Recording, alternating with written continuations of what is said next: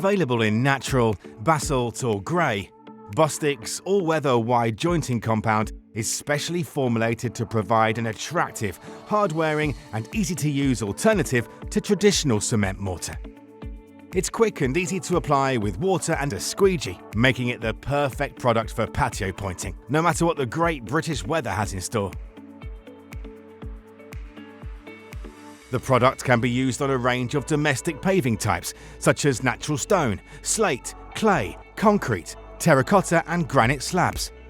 Once cured, it forms a solid joint which will resist weed growth and is unaffected by salts and freezing conditions.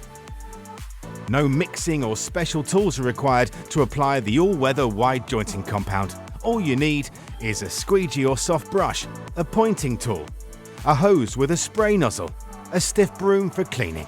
Firstly, ensure the paving is sound and correctly laid on a good foundation, which is completely cured and permeable, allowing water to drain through. Good drainage is key as the product only cures when dry.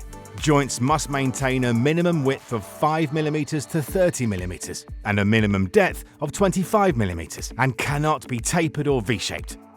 Before applying the all-weather wide jointing compound, the joints and paving must be free from grease, oil, dirt and loose materials. Completely soak the entire paving with water and ensure it remains wet throughout the application.